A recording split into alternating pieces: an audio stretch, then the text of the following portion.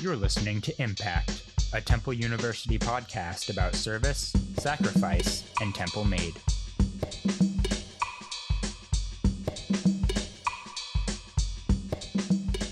How'd you get into hip hop? Hip hop? Oh, wow. Definitely. Actually, I love hip hop. Big fan of trap rap. Trap? Okay, Trap rap. interesting. Yeah, okay. yeah, big fan. What was it? How did you first listen, or who introduced you to trap rap? Yeah, it was really in the military. I had a couple buddies, throw some old school stuff my way, and then I was like, all right, maybe I'm really into this. And I grew up about an hour from Philly, so I guess there's a little bit of it in my blood.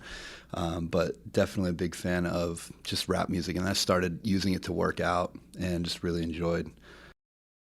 So that started after you joined the Army? Air Force. Air Force, sorry, yeah. yes, Air Force. Yeah. And what about when you were in high school? Not really. I was in like post-hardcore rock bands. I was an emo kid, all the tight jeans and weird hair, high socks, all that. But I left that all behind for the trap life. Like long hair, like heavy metal hair? No, not really. Still kept it under wraps, but no. And you joined the Air Force when you were 17? Yep, 17. What prompted you to make that big decision? How a lot of people do, sort of running from, I wouldn't say I had the worst childhood, but just running from, what I wasn't doing in my hometown. I saw, people that just weren't really going anywhere or making a difference, and I just wanted to do something a little bit different. And so I had to get parental signature and then ended up joining at 17. Why the Air Force? The real story is it's the first office that I walked into. But I tell people because we're the smartest branch out of all the branches. And so, I had to send that. So I hear like these different things about the different branches, and Air Force does come up as the smartest branch. So what's the story behind that? Well, technically, you have to have a higher ASVAB score to get into the Air Force than the other branches. And so it's always a running joke, but we're all family. I think anybody that puts the uniform on, we may talk a lot of trash with each other, but, it's all love. That's good. That's keeping tough love. Yeah, tough love for sure. Yep. When you were thinking about joining the Air Force, right? Was it because of sense of patriotism, or was it what was the calling? Like what was the deep emotion? Well, I actually got arrested for burning American flags, which is really, really wild, I know, but I was under peer influence of a guy that I went to high school with, and was just up to no good. I was following along with people, but I've always had a deep sense of patriotism, and no one in my family had gone to the military before. And so actually when I was going through the court proceedings, this judge was like, man, you really got to do something with your life. You're a senior in high school.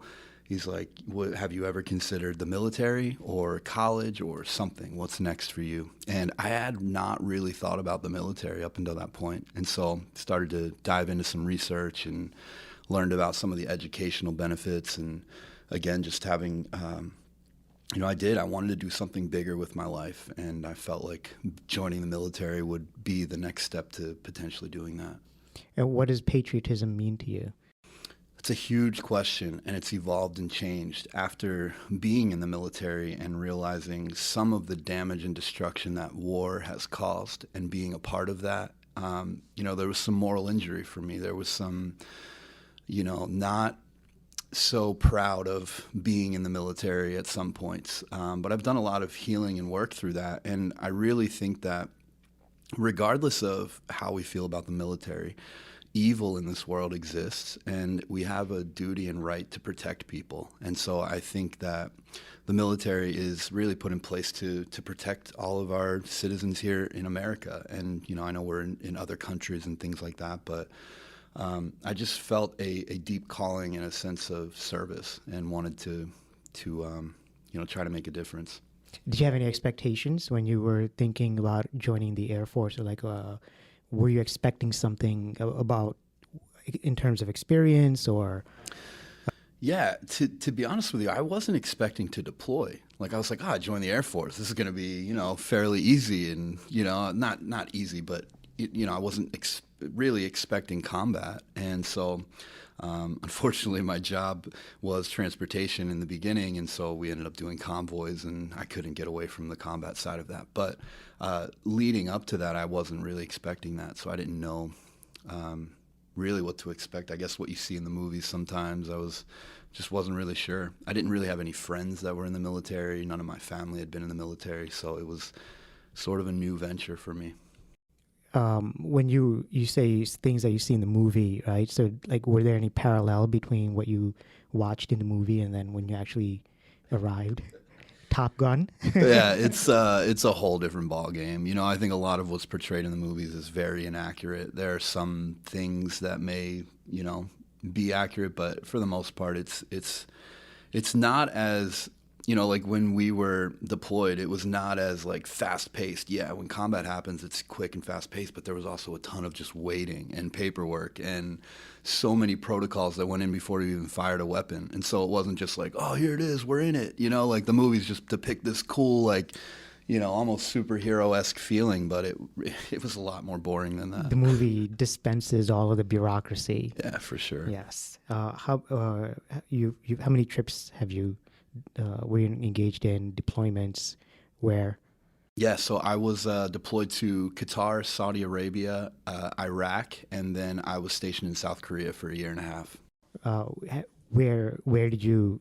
Which of those places that you went to? Which one was the most difficult? I would definitely say Iraq was the most difficult in terms of the combat situations, but Qatar was pretty heavy too. That was a direct support base. There were a lot of flights that were in direct support of the war, and so there were multiple attacks that happened on that base, and we were really there not for that. We were there to kind of help build up the base with some of the local contractors, and then found ourselves in some iffy situations. But by far, Iraq was the most challenging for me. We experienced a lot of small arms fire and some IEDs and things like that. And although while that was challenging, you're sort of trained for that, right? So like we prepared for that. We were kind of ready for that. The hardest part for me was getting home and then watching my friends take their lives. Like that was by far the most devastating part of combat and really the military in general. What contributed to them taking their lives? Many factors. I think that, again, we're young. A lot of folks are young going in. There's still a lot of, brain development and folks trying to figure out who they are. And then here you sprinkle in the kerosene of, a pretty severe trauma. We all have trauma. We all experience it, but this is really heavy when you think about combat trauma. But then the majority of folks are coming in with that. They've got childhood traumas and other things that they're dealing with in their careers. And then, just the military in itself, it's a conditioning. It's, you're doing things that you're not used to growing up. And so I think all of those things combined, everybody reacts differently to them. I've seen people that handle deployments really well and, that are still in or still thriving and doing things. And for me, I guess I was young and I didn't really process it as well as some other people did, and didn't understand really how to process it. Because while you prepare for the combat, you prepare for really any situation, you're not really taught how to then integrate that trauma or that situation back into your life to like feel normal or, continue through. And so, that's a tough question to answer, but I think it's a variety of things and comes down to your leadership. Like some people were more open to like getting people the mental health help, and then some were, you were punished if you asked for mental health help. And so it really depended on your leadership, what you had kind of gone through, and then your own sort of mental growth or capacity, I guess. Wow, that's tough. That's really tough. Did you ever want to quit? Yes. Yeah, I sure did. Not while I was on deployment, because you realize like you are an integral part of a team. It's one of those things where like, man, if I back out, I'm leaving my buddies, behind high and dry. Like it's not okay. And so there was a motivation there to stay in. But I think when I was back, when I was alone after like the third suicide of a friend, I was like, what am I doing? Like I was not expecting this, at 17 when going in. I was like, I just wanted to get the free college or whatever the benefits were, long term. Wasn't really expecting to. How old were your friends and how old were you when that happened? This was all from like I think the first suicide I experienced, I was 18 years old. And then it was just kind of it's been nonstop. I lead an organization, and suicide is one of the major issues in the veteran community. But I'd say one of the pivotal times was like 18 to 21, really. Wow. Yeah. Wow. That's tough. That's life that hasn't even started. Yeah. That's no doubt. Really, really tough. You mentioned leadership and how they help support leaving the military. Do you see that there's a calling for self-care within the military while being in the service versus the mission? So is the military in support of self-care, or does the mission still come first? It's a great question, and while I know the major ship that is the military is shifting and moving and getting better, no, the priority is the mission. It's not self-care. And I think that, you're not even really, you're made to exercise and to maintain a physical standard, but you're not taught that, hey, that exercise is also great for your mental health. And there are other ways to incorporate, things that may help you process some of that trauma. It's not really talked about because even, I was right next to some of my senior leadership while we were deployed. So I don't even think they knew how to process it.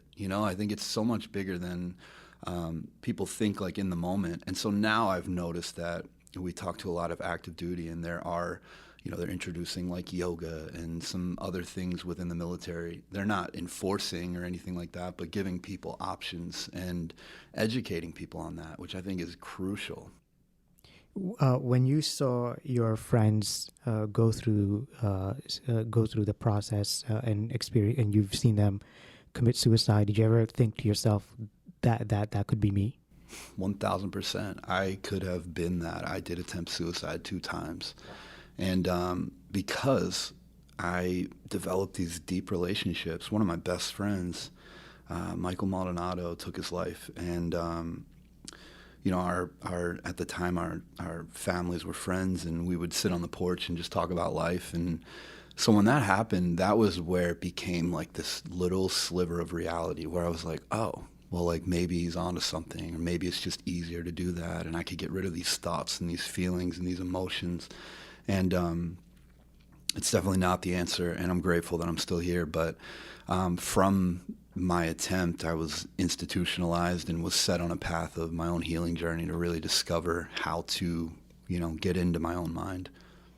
Do you see a PTSD among service members as a sense of reality in terms of is it a very common thing? Is it overprescribed, or is it overdiagnosed? How does one really differentiate the PTSD from the military experience versus, or trauma that they experience, versus some other emotion that a service member is going through? Yeah, it's a really great question. And, there's a couple layers here where I didn't realize that I had PTSD while I was going through what I was going through. I didn't want to admit that I had something wrong with my mind, or whatever the stigmas that are around that. At the time, I didn't even really know those words. And so it was a fairly new concept for me. But I believe that most people that join the military in some way experience PTSD. And not even just combat related. I'm talking about the conditioning, the training, the everything that you go through. It's a very fast-paced life. You're constantly being pushed to be better, and you're very critical. And so I think that, and statistic-wise, and one of the big things we're talking about as an organization is the majority of the people that are committing suicide are non-combat veterans. And so I really believe that there is like a shame, there is a lack of resource or education around PTSD for non-combat veterans, and really understanding that there's help out there for all people. It doesn't matter what you did while you were in the military. Everybody is affected, and they handle and integrate trauma entirely different.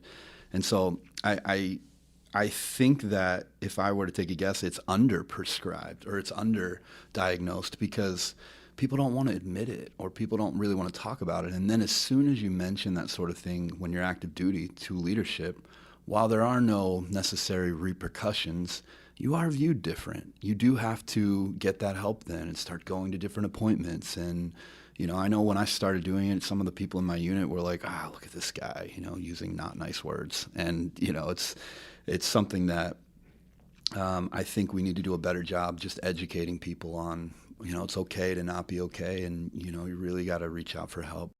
Now, is the transition? So, working with our students over here at Temple University, it seems like the transition is almost like cold turkey. Right? Pretty much. So, how could that be different? How could the transition be different? This is what, I think about and our team thinks about a lot as an organization is how to really bridge that gap. Because when you think about it, you go into the military, you've got whatever branch you're in, so many weeks or months of basic training where you're completely broken down. Then you're built back up to be what the military needs. You then go to a specialty school and learn whatever your job is. And so there's even more that happens there. And these things sort of become ingrained in who you are. And you start to think that way through just day-to-day life with the way you're interacting with your family, with the way that you're, working your job.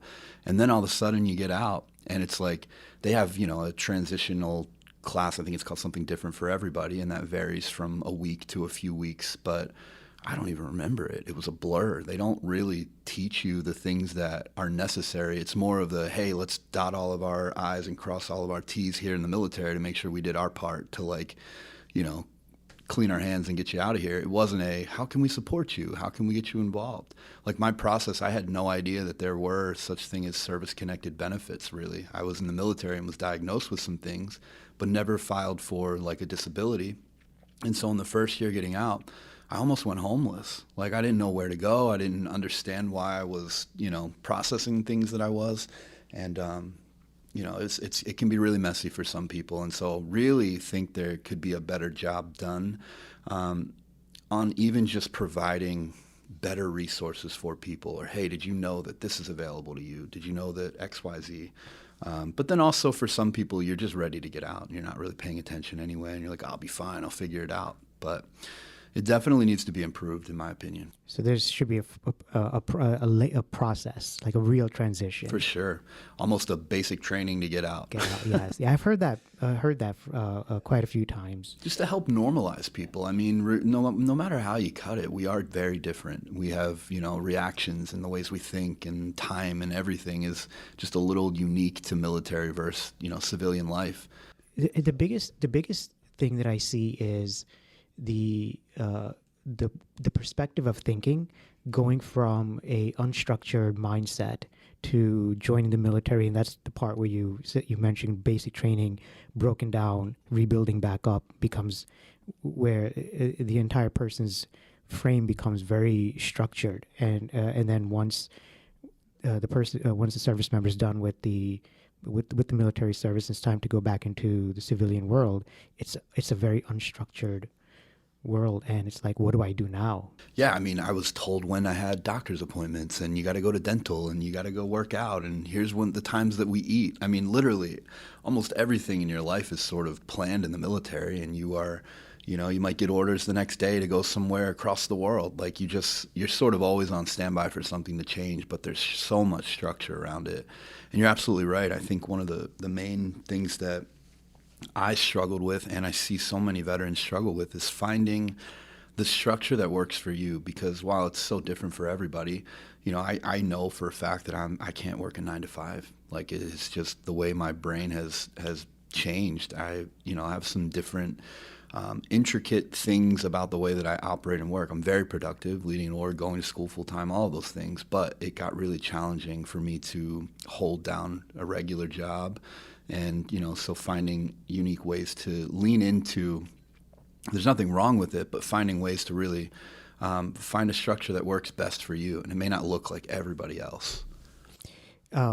You were worked at a as a creative pastor, right? That's really interesting. I want to learn more about that. And religion was a very important part of your life. How did that impact you while you were in the service? Did you feel a sense of conflict, during any of your deployments or anything like that, or during combat?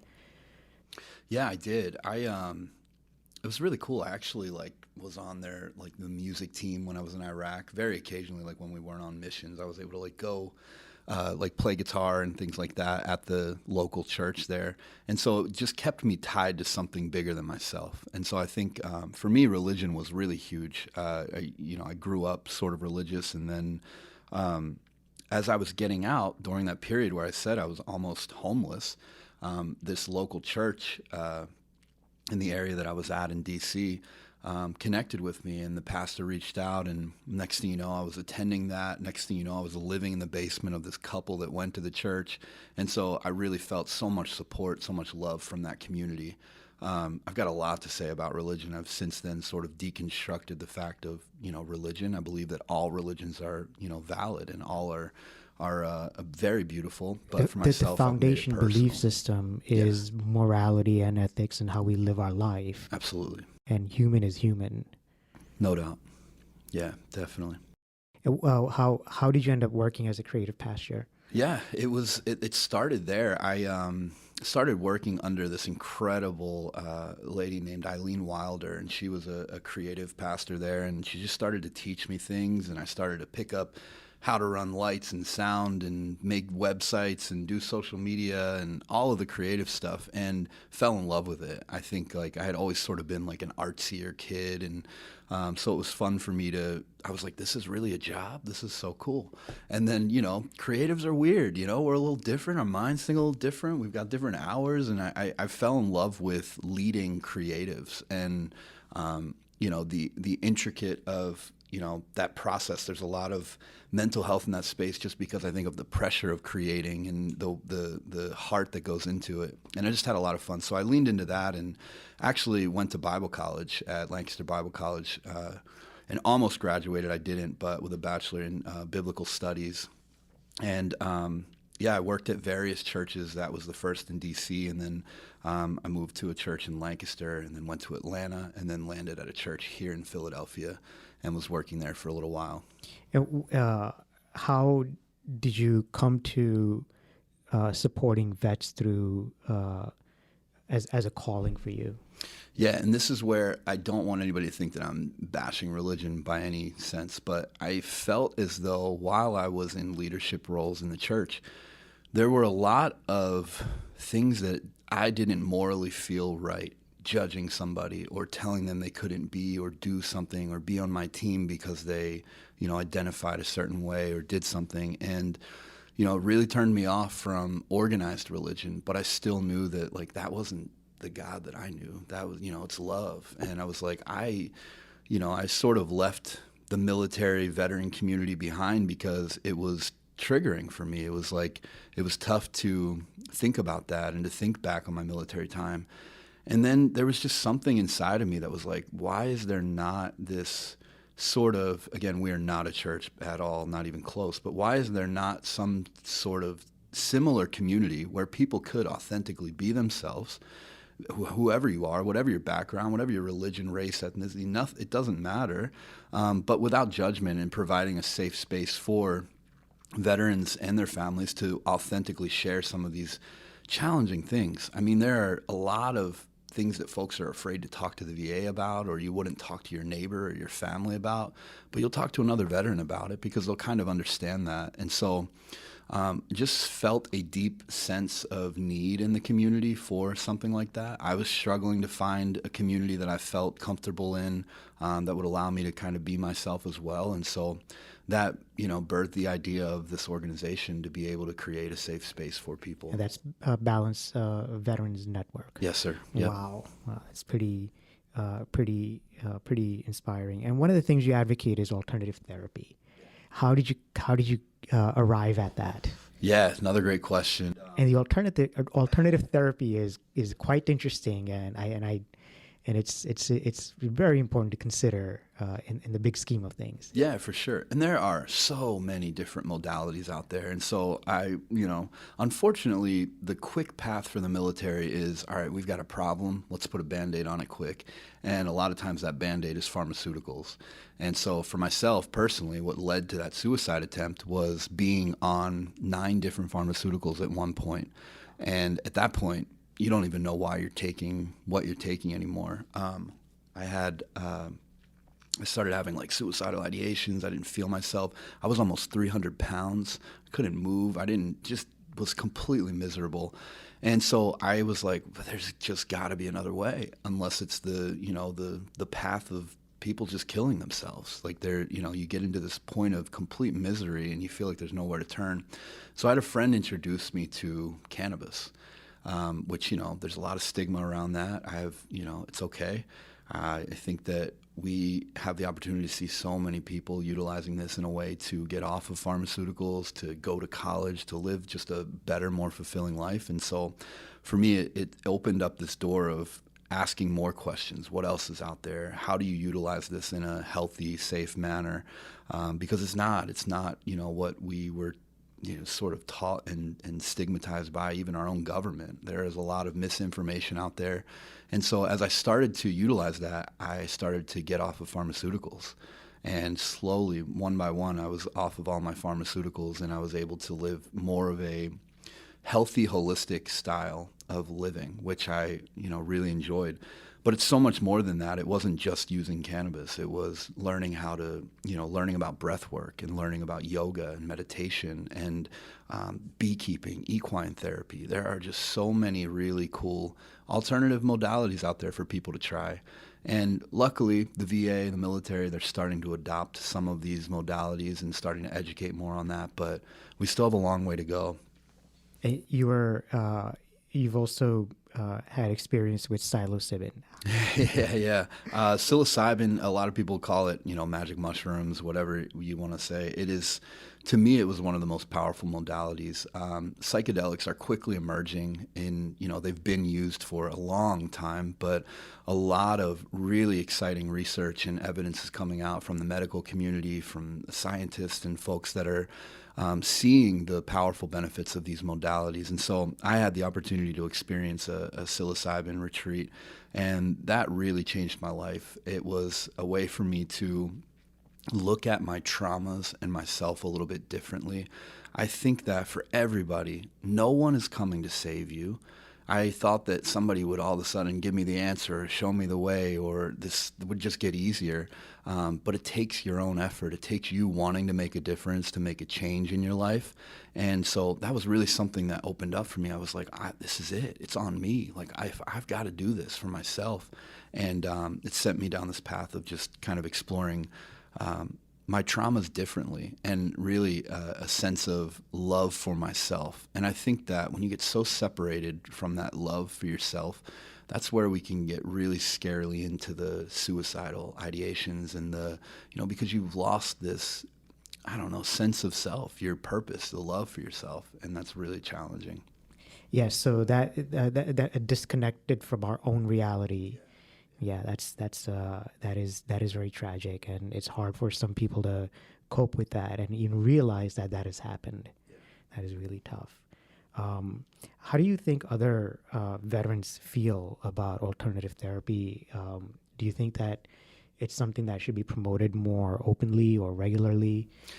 Yeah, I mean, if anybody that's listening to this does a quick Google search around veterans and alternative therapies, you're going to see that there are lots of studies and articles and things coming out about, all kinds of different alternative therapies. But I think that it is slowly, again, there was a lot of stigma around that. And I think the DARE era was really detrimental to the way that people think. Like for a lot of the veterans that are out there now in anywhere from 16 to 18 million, I'm not sure, I know that number changes fairly often, but a lot of those folks are in the older generation, and they're very resistant to some of these modalities, which is so sad to me because I really think that it doesn't matter how old you are, you can start today. You can have a whole new life and outlook and understanding. And so it's been really cool to see that so many different organizations, even folks like the VFW, have had interest in funding into understanding and researching alternative therapies. And so it's exciting because the times are turning and it is becoming more acceptable, but there is still such a huge stigma around it. We, sometimes struggle getting funding, and people look at us as, completely different or, non-traditional, and we're not, because is the traditional way working when we have 44 veterans committing suicide every day? Like, it's not. Clearly there's something that's not working. And so we want to shake things up a little bit, get creative, and try to introduce people to alternative, ways of healing and finding themselves. It seems like pharmaceuticals might be a quick plug, a quick to prescribe something because it's easy. It is, and I'm not at all downplaying pharmaceuticals. There's definitely a place for it. I think that there are many reasons why to take pharmaceuticals, but I think when you get to a point where you don't even understand the interactions of some of these psychotropics and some of the SSRIs and things that people are on, that's where it gets pretty scary, because I know for a fact I was not in my right mind when I had a suicide attempt. Like, I was not who I am today. And there are many, it's tough to think back on, and really it's just really sad to see that life sort of drawn out of people. And it's the moment we get to see so many veterans that are sort of, finding this holistic path, and they start to take, pharmaceutical away here and there, and you just start to see them instantly get better. There's a smile that comes out. They start to feel the sense of purpose again. That's not the case for everybody. Obviously, it's completely individualized, but, the majority of folks are experiencing really great benefits. Yeah. Your organization, Balanced Veteran Network, how long has it been since you started? Yeah, we just came up on 5 years. And it's been an exciting ride for sure. We merged with a nonprofit out of, we didn't merge, we sort of combined some of our efforts, a nonprofit called Operation 1620 out of Chicago, Illinois. And so that's why I have been sort of operating for about 4.5, but they were going a little bit longer, so we used the 5 years. Wow. How has it grown? It is so beautiful to see. And I never imagined this, it was sort of an idea. And then, the right people came along. I will dare to say we've got the most heart-driven team on this planet. Like, everybody's volunteer right now. There are a few sort of stipend roles, but for the most part, everybody's there because they want to serve the community again. And I think that is just so special. Like, all of our team, there are a few civilians that help out, but most of our team are veterans. So it's legitimately veterans supporting veterans. And that to me is so special because we all need that support and help anyway. So I'm like, you then turn around and reach the hand back down to help somebody else. So it's very cool. But we went from, I was just here in Pennsylvania and trying to do all that I could here, and now we've expanded. We are able to help veterans access cannabis in every state that has a program, and we reimburse state fees in all of those states as well. And then we've got about, I'd say, 10 to 15 leaders that help out from all around the nation. And so it has gotten a lot larger than, I had anticipated, and I'm really excited about where we're going. Where do you see next? I see us continuing to get real funding. We're going after some federal grants. We are a wellness nonprofit, an educational wellness nonprofit. So, the cannabis is just one very, very small part of what we do. It's more important to, I believe, educate on all of these modalities to give an individual the option. They get to pick and choose what works best for them. And I think that's completely different for everybody. My protocol is entirely different than my friends. And so I think at least educating on that. So I see us just continuing to grow, to reach more and do more in the local communities that we're in. We're in multiple states, but being able to utilize or set up more like in-person events.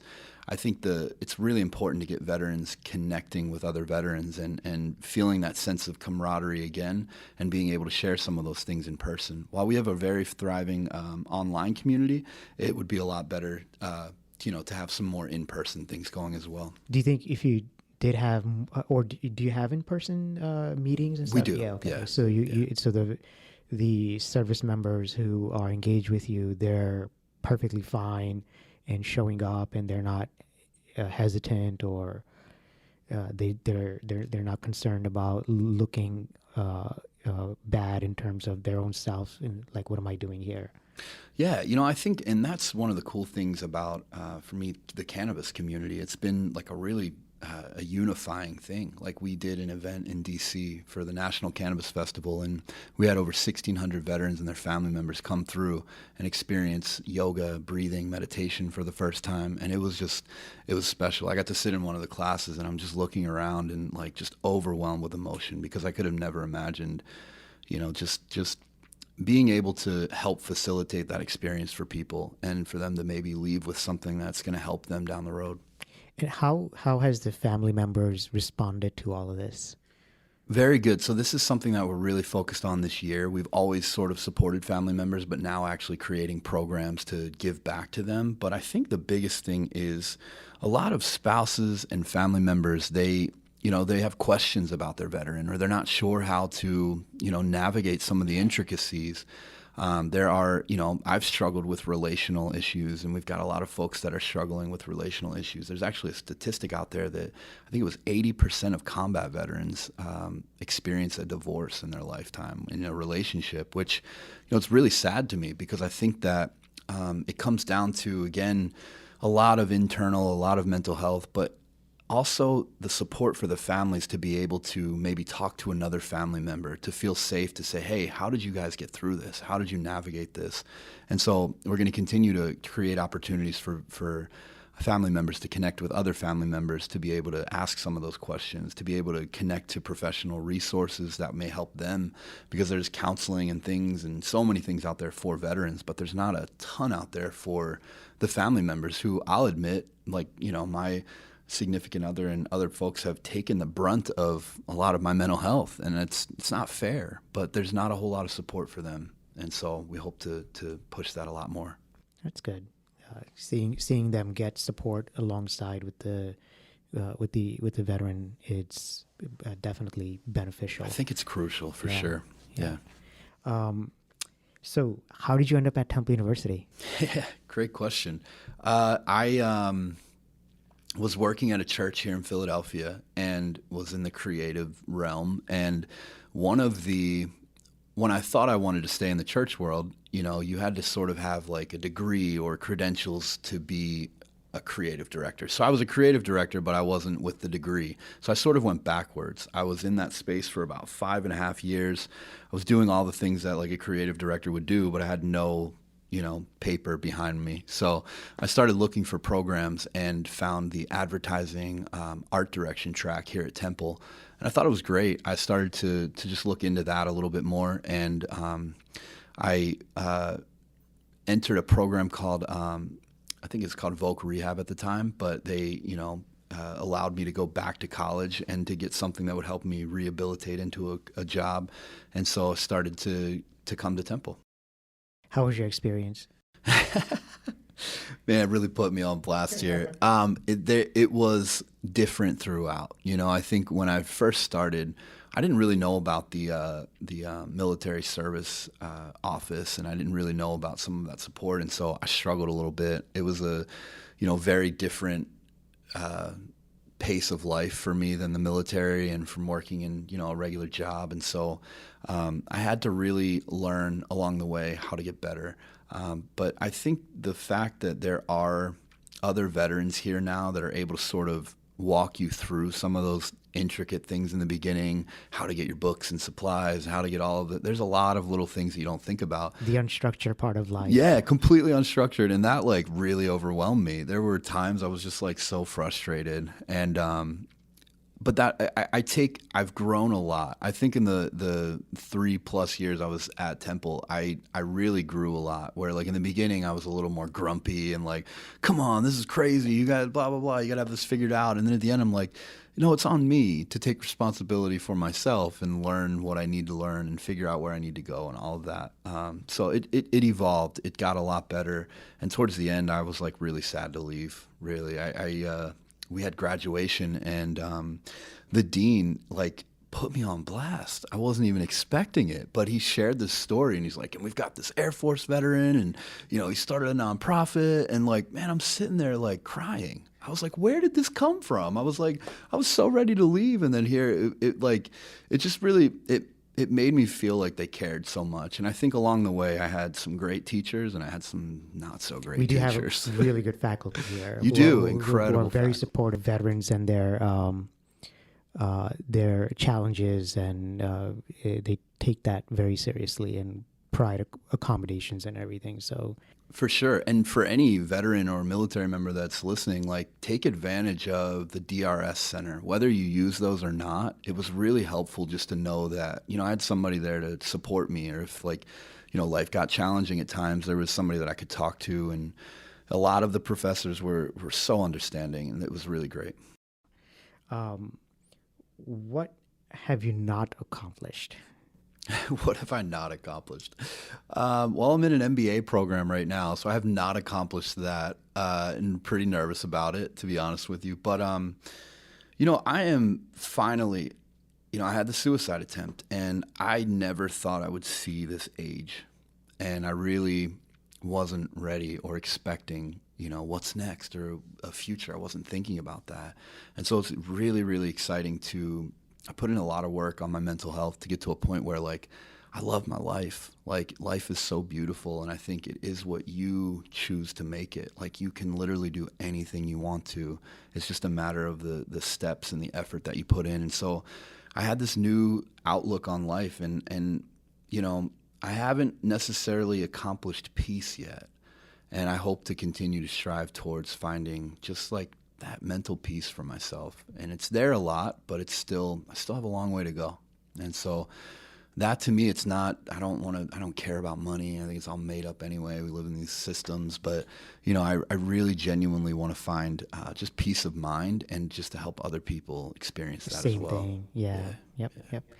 So given all that you've experienced and given all that you've seen, what is your hope for humanity in the future? Yeah. Dang, these are some heavy questions. My hope for humanity. Wow. Yeah, you know, I'd love to think that we could live in a world where, you know, the military wasn't necessary and we could all have peace and, you know, be happy and love each other. But, you know, it's not saying it's not obtainable, but we've got a long way to go with that. But I'd love to see just a little more support for each other, less judgment. I think that we're very reactive. Everybody's divided. There's always something. You say something, somebody's going to disagree with it, and there's usually, you know, riff around that. But at the end of the day, like, we're all really doing the best that we can with what we know and what we have. And so I think I'm learning to be less judgmental and more open. And, you know, I think that in the veteran community, and I'm sure most communities, like, shame it's a silent killer. And I think when we can really just live our lives authentically, and when you share something, you know, without judgment and being able to just love and accept somebody for who they are, I think that's a great direction for humanity to go. And now a lot of people believe that religion's the answer to that, and, you know, there's other things that will help us obtain that, and maybe so, but just having that interest of being a better human and loving people better is all that matters. Wow, that's beautiful. That's beautiful. Thank you. So thank you, Ron, for sharing your thoughts and your experience with us. I think this is really good. Yeah, this is such an honor to be here. Thank you. For more information on military-affiliated students at Temple, visit veterans.temple.edu.